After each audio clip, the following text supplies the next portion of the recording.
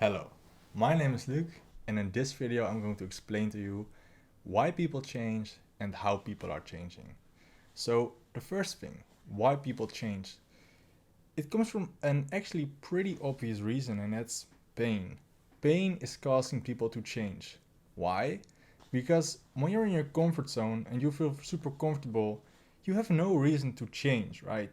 Change comes from pain.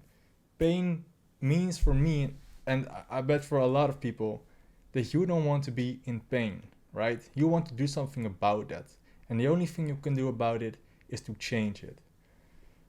A good example would be of the rich parents who have automatically rich children.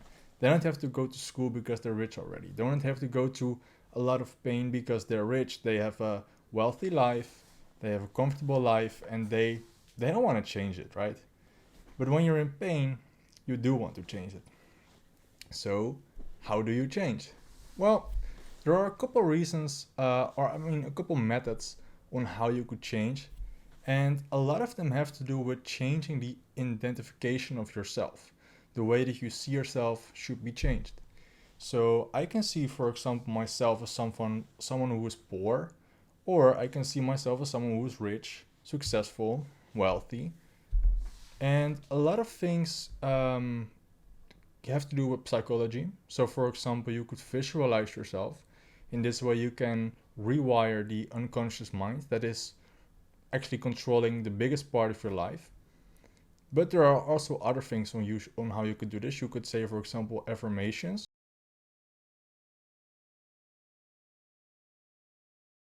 So another method that is about change that I want to discuss is the 8-step Kotter model. And it consists of 8 steps, of course, because why else would it be called the 8-step Kotter model? And the first step would be to create a sense of urgency. This is the most important step according to Kotter, because this phase aims to make clear why changing is important. Alright? Then step 2 is about building a better coalition.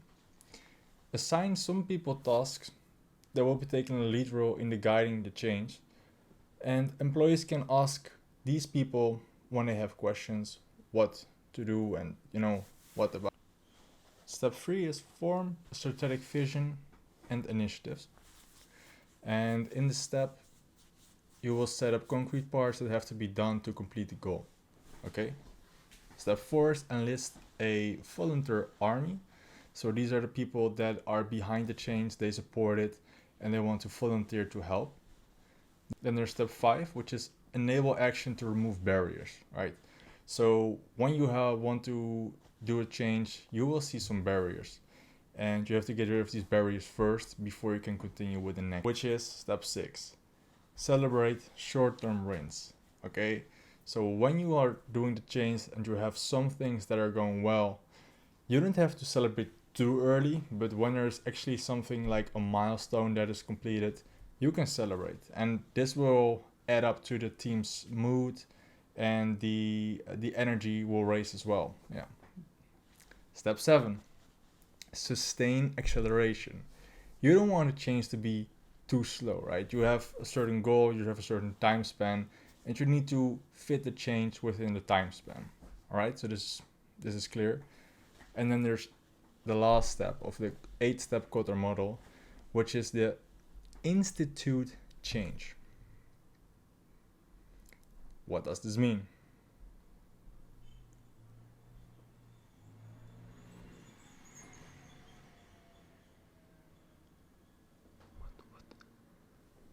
What does this mean? In this phase, it's important to ensure that everyone is getting rid of the old habits and live on with the new habits, right? When you see something doing the old thing, you say, hey, we changed. And that's the end of the story. That was the 8-step Kotter model. I explained in this video how people change and why people change. And I hope this helps you to change into a better person, or a better team, or a better company. It doesn't matter. It's general info. Peace.